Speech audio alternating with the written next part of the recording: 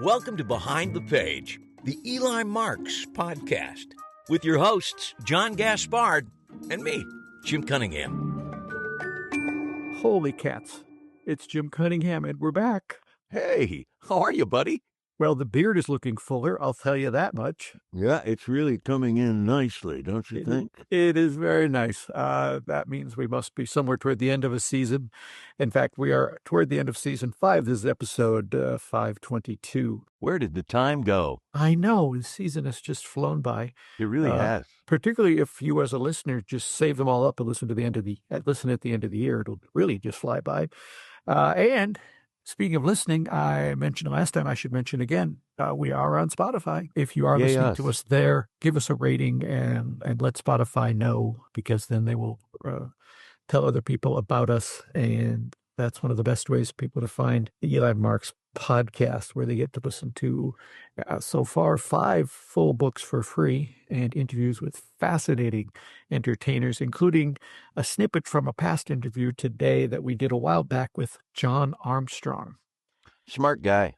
Very smart guy. First introduced to him in, if I had a better memory, there's a documentary in which he's one of the magicians that they follow in it when he's much younger, and he's traveling from place to place. And as I think he pointed out when we talked about it in our interview, the way it's edited, they made him look like sort of a sad sack, just because he said, I'm alone in a hotel room in a strange city, so of course I'm going to look like a sad sack.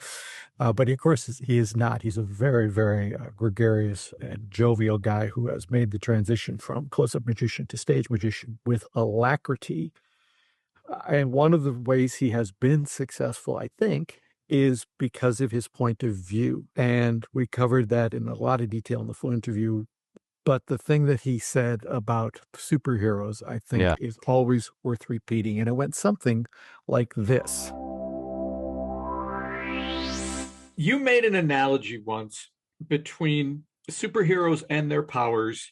Sure. And magicians, and what magicians need to learn from superheroes. Can you kind of reiterate that for our audience? In comics, what made Marvel Comics so interesting, and what such a different player in the market when it came out in the 60s, what Stan really did is that he created characters that were extremely relatable. So everybody, Spider-Man had all these powers, but was broke.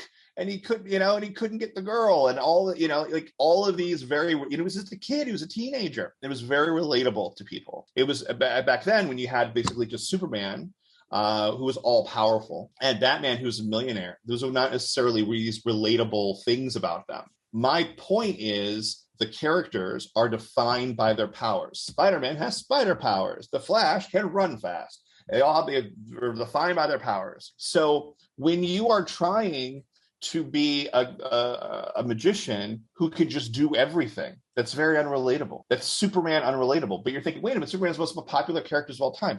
True, but Superman is one of the hardest characters to write because he was so powerful. It was hard for him to have any kind of bad guys or troubles or anything for him to be able to actually have to do. Kryptonite was invented years later because they ran out of ways to actually do anything for him. His vulnerability to magic happened years later. So he was too powerful, and writing a character that powerful is very hard to make relatable, which is again why the Marvel characters became so incredibly popular.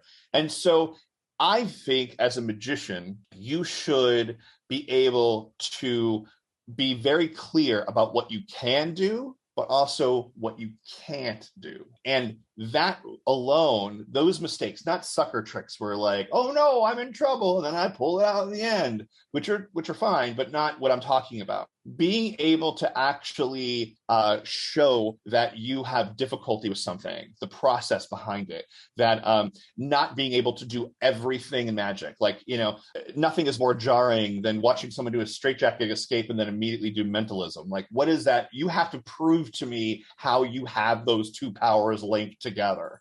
Like, that makes no sense to me. And when I say to me, I mean an audience member is like, why? I mean, and then because what ends up happening is you become what I like to call, omnipowerful man. Omnipowerful man is the most unrelatable character of all time. And you're just essentially some person who can do some tricks. And if you're just some person that can do some tricks, I don't remember your name at the end of it. I barely remember the tricks you did at the end of it. I don't remember any kind of effect you did because there's nothing that strikes to me and makes me remember you as a person. My goal in anything that I have ever done on a stage or in close up or any kind of thing performing has always been to make friends, make them remember who I am and make them want to hang out with me. And it was all very much based on the idea of, who do you hire? Well, you hire your friends. Right. And I still, to this day, work for clients that met me 20, 30 years ago. And they hire me and bring me back to things or whatever, because again, I'm good. Hopefully I'm nice to work with and I'm easy to work with and I'm professional, but they think of me as their friend Jon. And that's what happens normally, is that they don't say, oh, we use a magician. They go, oh, our friend Jon takes care of this usually.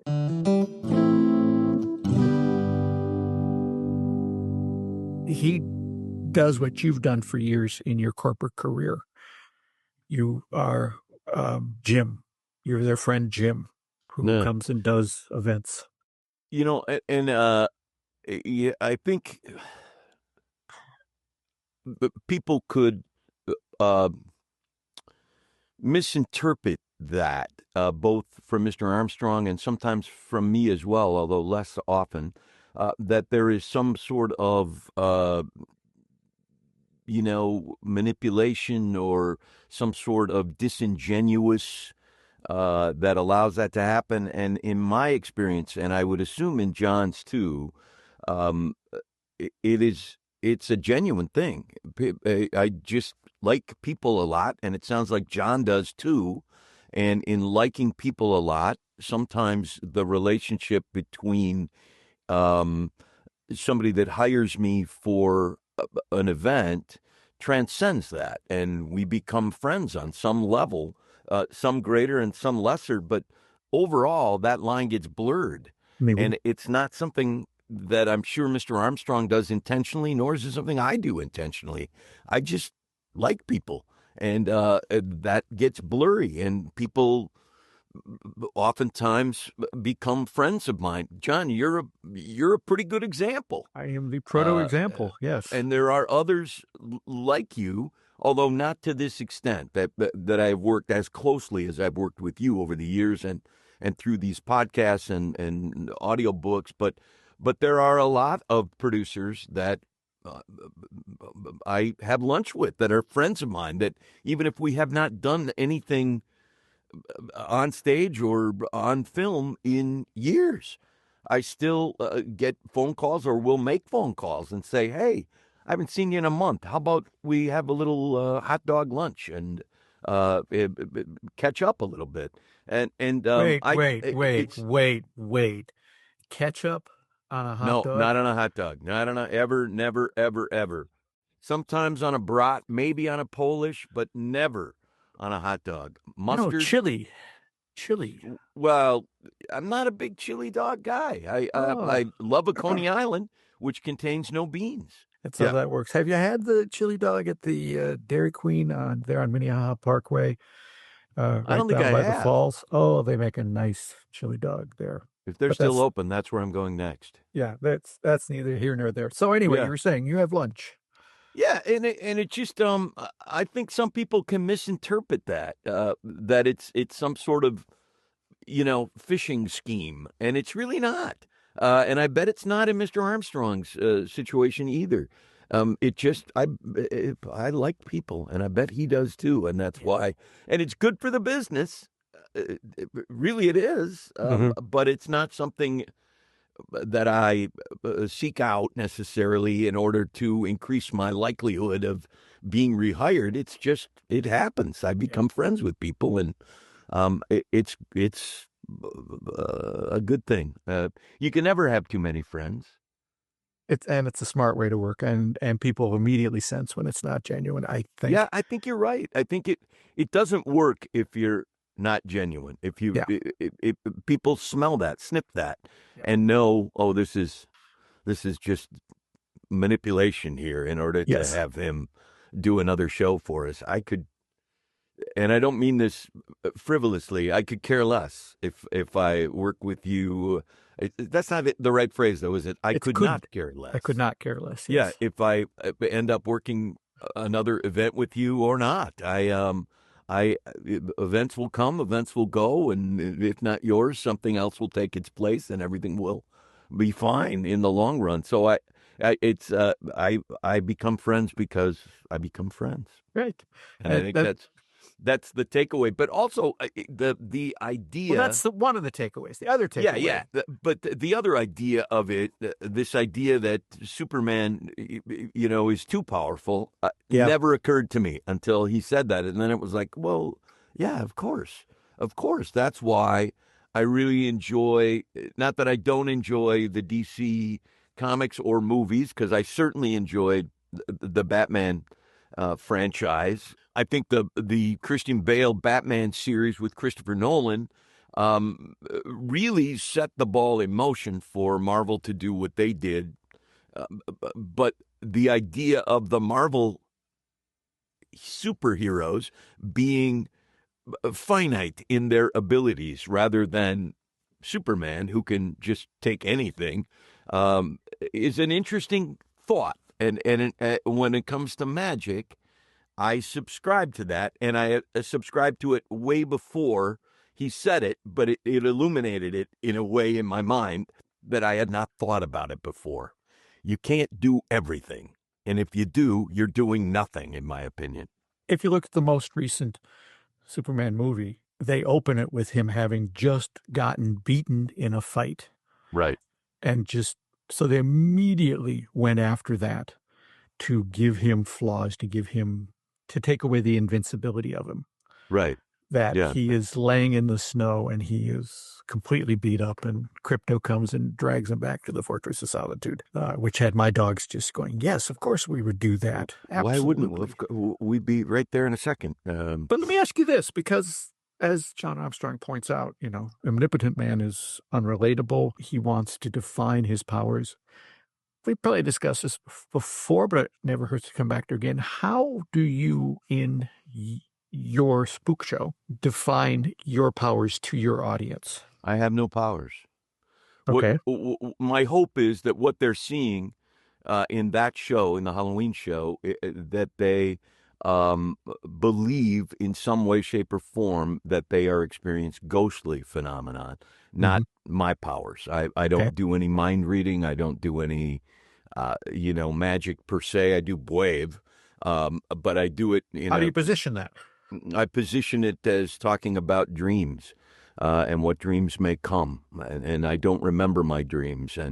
But I do remember one from last night, and you were in it, and we talked about tarot cards, and it just sort of morphs into, what it is as an illusion. But I set it up in a different way, and we talk about things that I dream about, and perhaps the audience dreams about. Framing it is important. As we found from talking to other magicians, there's no such thing as a self-working trick. They all have to be brought in and up to speed in order to be something more than a puzzle. And I really like the idea. I said in a little... book is too strong a term, but I was in this mentalism club here in Minnesota for a couple of years, and they're all very good performers, and they wrote a little book, and they asked me to contribute something to it, and I said, I don't have anything to contribute in terms of an effect, but I could talk a little bit about character and why it works and what will help you and what won't. And one of the things I said in that is, hey, if you're 20 years old and you're telling people that you acquired these gifts on a trip to the Far East over the course of your lifetime, and now you were able to do this, you better have some pretty amazing skills to back that up, or that's just going to ring. Yeah. And that dissonance creates some friction for an audience. And so having all that figured out, and I thought John's idea that, listen, you can't get out of a straitjacket and then do a piece of mentalism and then produce a rabbit. There is some truth to that, I think. In general, pick a lane. Yeah, you got some guardrails. You got to put up the guardrails and let people know what they are. Yeah, that's fantastic. I love that. And speaking of things that I love, it is my turn this time. You go first. Yeah, I'm going to go first because it is an even. episode 522. And I actually had to look back and make sure I hadn't done this one already because I'm surprised that I hadn't. But I think because it's one of these things that just sort of reappeared in the world. It's a movie from the 80s that somebody must have bought it somewhere. I think Amazon bought the MGM library or something, but it's available again now. And it's by one of my favorite directors named Sidney Lumet, who did Dog Day Afternoon, and he did Murder in the Orient Express and Serpico and a lot of hard edge police movies. But he also did just an adorable little comedy called Garbo Talks. This is Estelle. Who you have to pay off to get a little water around here? She's a mother. What's the matter? My mother's in jail. Again? And a dreamer. You know, I know everybody's got to die. But I really thought I was going to be the first exception. But now it's up to her son to make her last wish come true. Oh, I want to meet Garbo. She wants to meet Garbo. The Garbo? What are you talking about? Garbo. United Artists presents Garbo Talks. Why are you looking for Garbo? My mother wants to meet her. Your mother's a trip. Garbo Talks. Starring Anne Bancroft. Oh, I want an eclair. Ron Silver. God, I am so stupid. Carrie Fisher. I won't be part of the circus anymore. Catherine Hicks. Huh for huh fight. Hey! Dorothy Loudon. I wish all my assignments were such a breeze. Harvey Firestein. I'm working my way up from the mailroom at Bloomingdale's. Howard Da Silva. You want something? Call my agent. And Hermione Gingold. Let's get the hell out of here. Directed by Sidney Lumet. Can I have a minute of your time, please? Garbo Talks. Anne Bancroft is fantastic. As always, she has a monologue at the end to die for. She does some stuff up front before she gets sick that is very funny because she has a very strong sense of right and wrong. And Stephen Hill plays her ex-husband, who has a great little monologue that he gives about they couldn't stay together because she couldn't just let up for a minute on the injustices of the world. It's making it sound heavier than it is. It's very sweet. It's just a sweet, adorable film, and you can find it probably just about anywhere now. It's called Garbo Talks, and I highly recommend it. I have not heard of that. The great Sidney Lumet, and I missed it. Yeah, he was a really smart director and very well prepared. He generally came in under budget and under time. He did The Verdict, and he started out, Lumet started doing 12 Angry Men, which still holds up entirely to this day. Yes, I was lucky enough to see the play in London with Robert Vaughn. Not to say he was sitting next to me; he was on stage in the show, and they had it on a turntable. So the table that all the 12 Angry Men are sitting at turned slowly throughout the entire show, and then afterwards. He didn't come to the stage door. He was already dressed in his pajamas and bathrobe, and he would come out the front door and get into his waiting car and go to bed. Because he was like late 80s at that point. But he was sharp as a tack and did a great job in that show. Anyway, that's Sidney Lumet, great director, and I highly recommend Garbo Talks. Garbo Talks. I'll put it on the list. I got a little nervous when you started talking about a movie from the 80s. Oh, dear. Because I thought, here it is. Here, finally. We have crossed the streams, Egon. But no, we didn't. I'm picking a movie from the 80s as well, starring Jeff Bridges and Karen Allen. What movie is it, John? It's Starman. In 1977, Voyager 2 was launched into space to the outermost regions of the universe. It carried an invitation in all languages for alien life forms to visit our planet. Someone, somewhere, listened and accepted our invitation. Get ready. Someone is coming. someone like no one she has ever known before. Can you clone a living organism from the hair of a dead man? We're hypothesizing a technology that's probably 100,000 years ahead of it. He has powers we cannot imagine, and the face and touch of the man she loved. How much English do you understand? I understand greetings in 54 planet Earth languages. Do you seriously expect me to tell the President that an alien has landed, assumed the identity of a dead house painter, and is presently out tooling around the countryside in a hopped-up 1977 Mustang? You're not from around here, are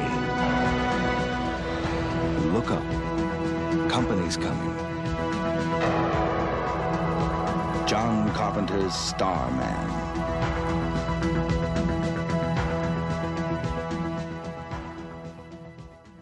It's an incredible movie.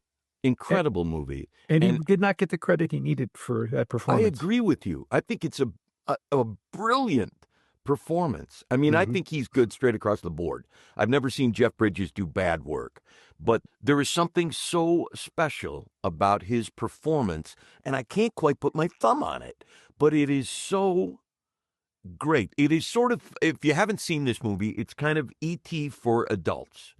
And Karen Allen, who I love and is always charming, is great. Charles Martin Smith is in it. Directed by John Carpenter. Did you realize that? I totally realized. It wasn't until I went back and saw it a second time recently that I went, John Carpenter? You know, Halloween and The Fog, which I won't talk about The Fog because that could show up as an I love that. But it's a great movie. There is something special about it at this moment in time. And I don't know what it is or why it sort of clicked back into my consciousness, but it did. And I rewatched it, and it is so delightful and so heartwarming in so many ways. And it essentially follows the same plot as E.T., but it resonates in a similar but different way. And it all has to do with Jeff Bridges' performance as this alien come to Earth and trying to get back to his ship. And Karen Allen is so wonderful in it, but he's terrific. And I love what's the quote? You just said it. Shall I tell you what I find beautiful about you? You are at your very best when things are worst. Yeah. It's just, I don't know why it came up in my head as something I should rewatch, but I'm so glad I did. And there's a fair chance that I'm going to rewatch it again with my wife, because the Venn diagram of movies that the two of us will really like is small. We each have a broader window on movies that we really like, but the one that fits in the both of us really will like it is a smaller sampling. But this one could absolutely fit for both of us. As would Garbo Talks. That might be a nice double feature for you. You might really enjoy that. You are at your core, a sentimental fool. That's not true, is it? It is. And I think, I predict you're going to become far more sentimental as you get older. Yeah, I think that's the Italian-Irish. It's just a bad combination. I don't know what my parents were thinking, but you're absolutely right. I cry easier, I cry longer, I cry harder as I get older. I guess because, there's so much runway behind me and not as much in front of me, and I'm realizing that. You could be a brain in a jar before you know it. It's a great movie, and I will watch Garbo Talks and Starman perhaps in a double feature, as you suggest, because you're smarter than I am. You will You're enjoy. better looking than I am. But gosh darn it, I like me. All right. Anyway, let's get down to business here. We should. And the season we're reading, The Linking Rings. Remind us what happened in Chapter 21, and then I'll do Chapter 22. Chapter 21 was the mystery was finally solved, and we learned all the details of it. And then Eli and Harry were chained to DeVries' machine, and Angelica and Liam went off to set fire to the magic circle building, which you should never do. No, don't try that at home. This is not something we're recommending, folks. Not at all. And then, of course, being that he's Harry, Harry was able to rather easily escape from the chains, and that took us right into chapter 22.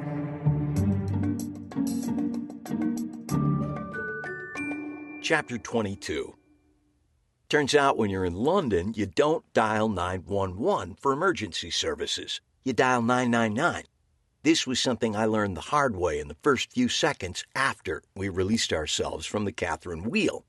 Thankfully, Harry was aware of this key difference and set me straight when the first attempts on my cell phone produced only an annoying buzzing sound on the other end. The blaze, such as it was handled quickly and professionally by the London firefighters. Much to the relief of Lawrence Baxter, they were able to squash the fire in the Magic Circle library while causing very minimal water damage to the rest of the building. "They tell me we'll be back up and running as early as tomorrow," Baxter announced to all of us later that day. We were seated around his dining table for what was likely to be our last time as a group. Baxter sat at the head of the table, with Roy and Roxanne on his right and Megan and me on his left. McHugh sat next to me, with Harry seated at the foot of the table.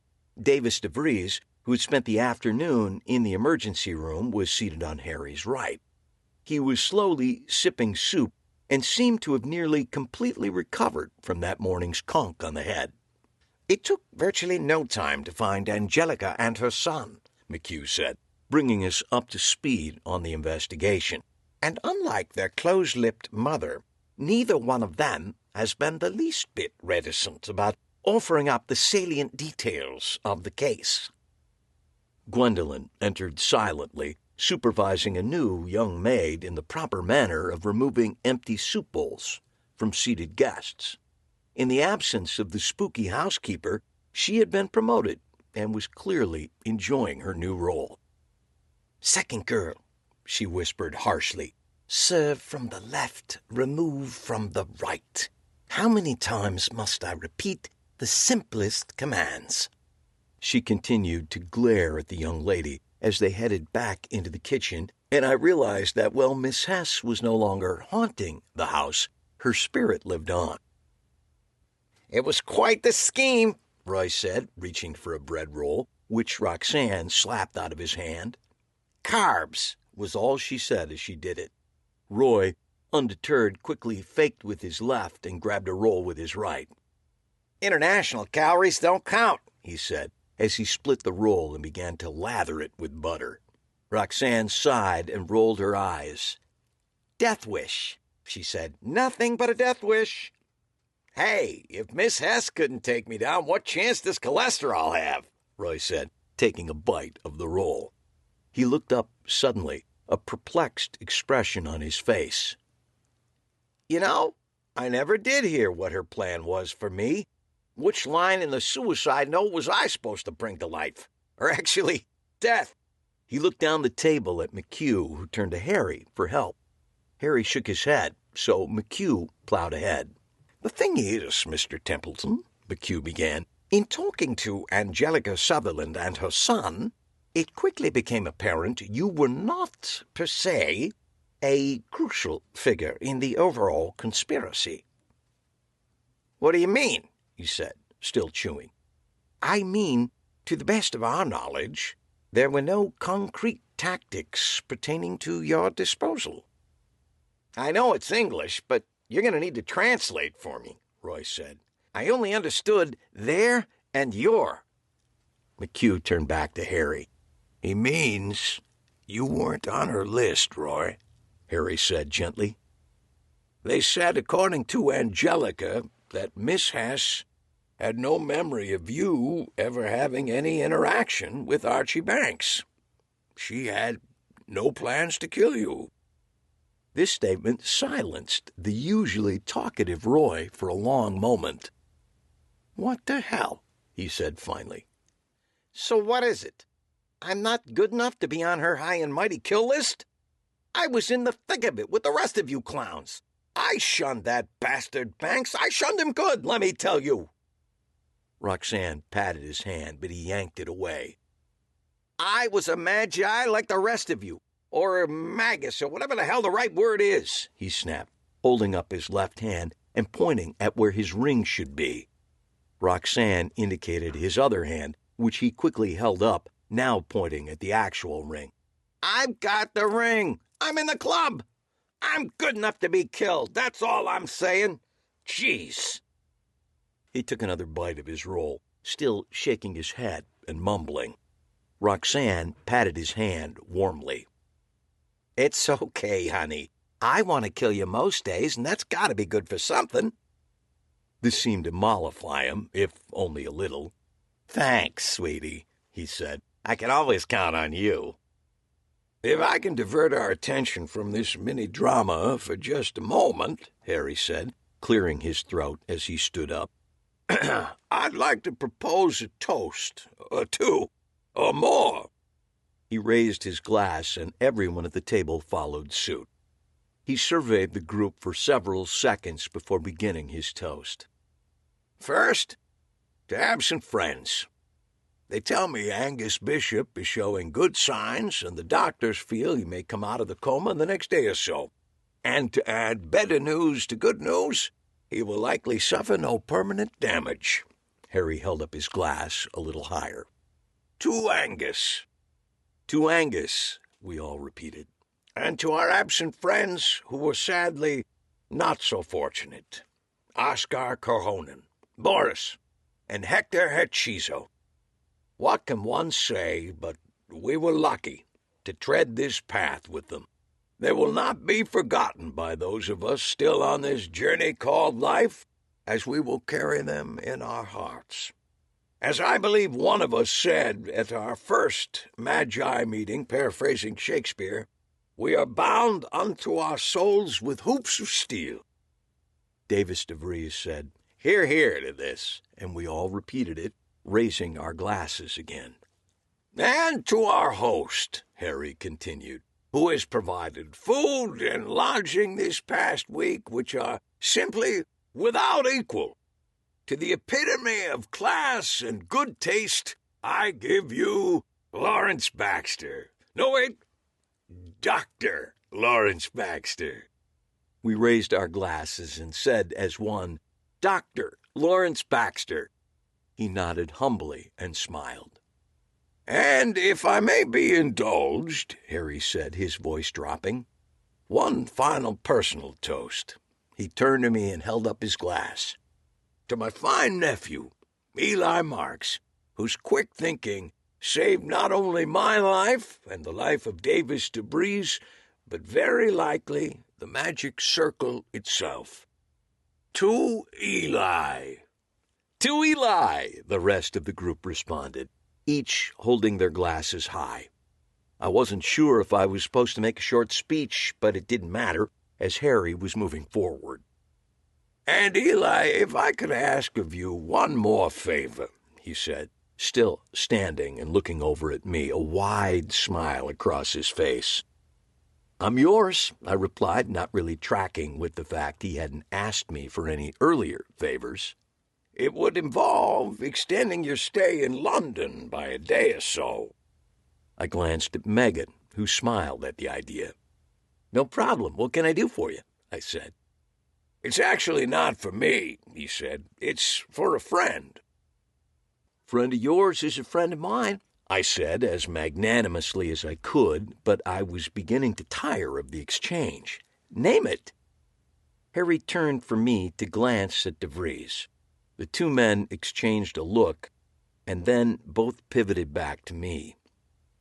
It took longer than it should have to sink in, and then finally, the other shoe dropped. So that's how, 2 days later, I once again found myself strapped to Davis DeVries' Catherine wheel. Only this time, it was in front of a paying audience. I didn't throw up, although that was never a foregone conclusion, and it remained a viable option throughout. But in the end, I kept my wits and my lunch about me. Rehearsals went well, and I quickly discovered just how ingenious DeVries' device actually was. "The principle behind it is sublime," Harry said as we got ready for the first run-through. "I mean, except for sporadic projectile vomiting, it really is brilliant." "Now that I see how it works," I said, walking around the large obelisk and giving one of the spokes a quick testing tug, "I'm surprised at how simple it is." "Takes a great mind to come up with something this simple," Harry said as I stepped back to admire the whole contraption. "Coming up with complex solutions is easy. Making it simple is the hardest thing there is." "Just like in the mysteries you love," I suggested. "Exactly," he agreed.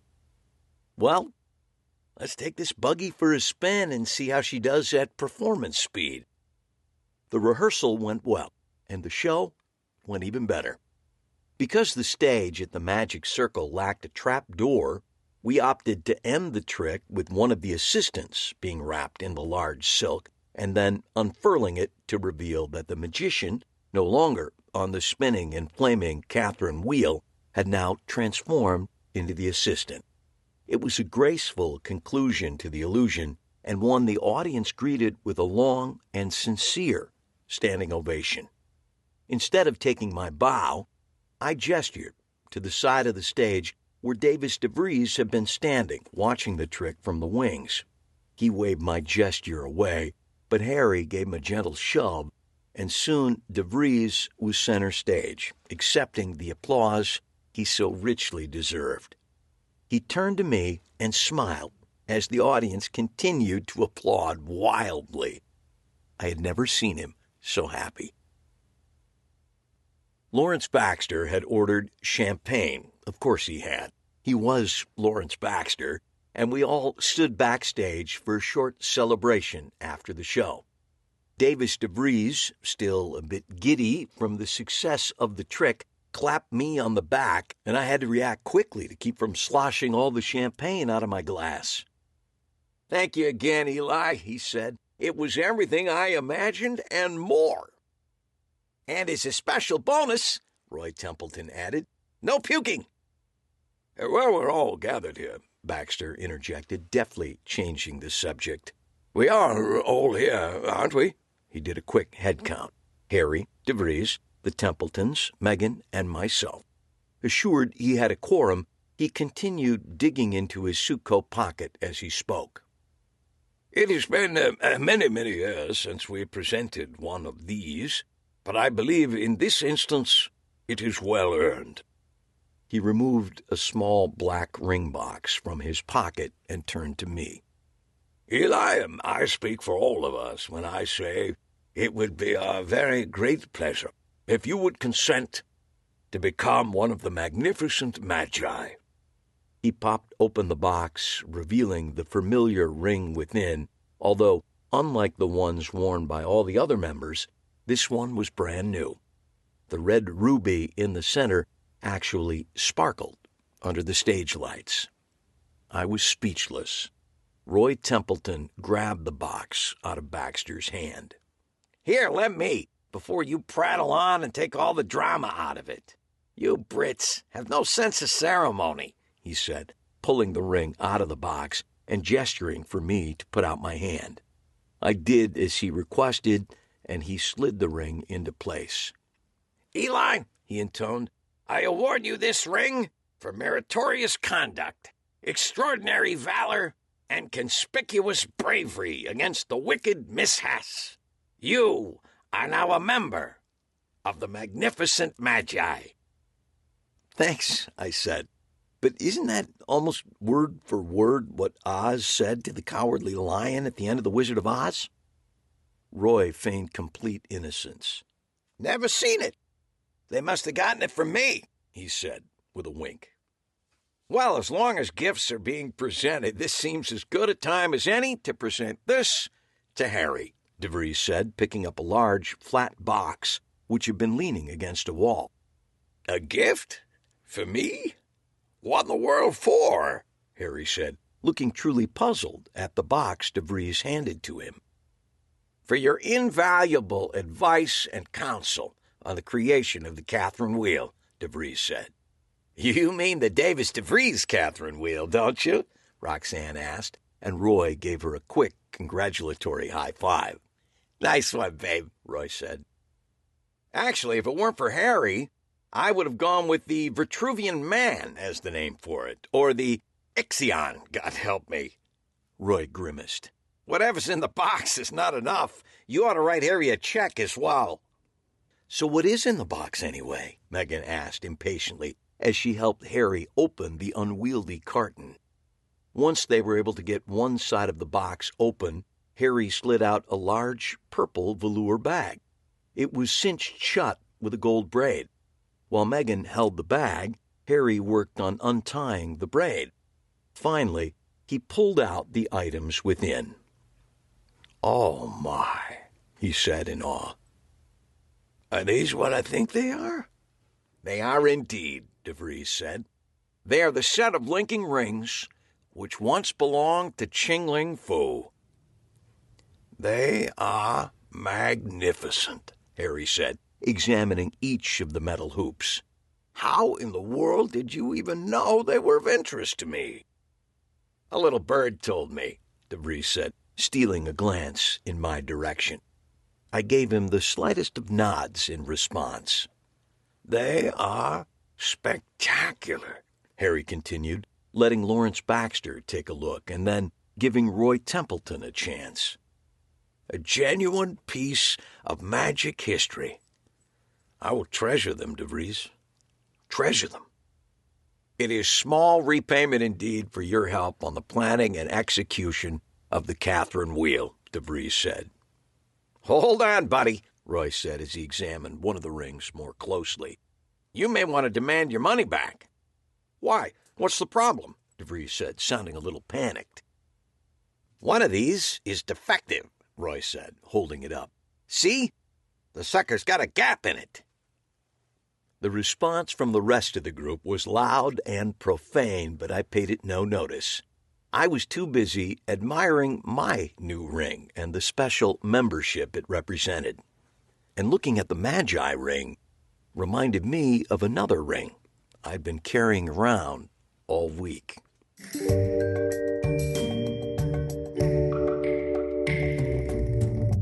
Okay, so Harry got his set of linking rings. It just ties right into the title of the book. See how you did that?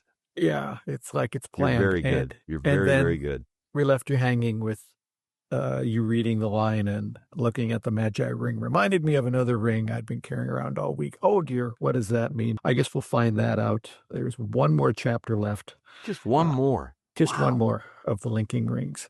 And then we will, we got some fun surprises to tie up the rest of the season. Next episode, we're going to revisit a little something from our conversation a few years back with David Regal.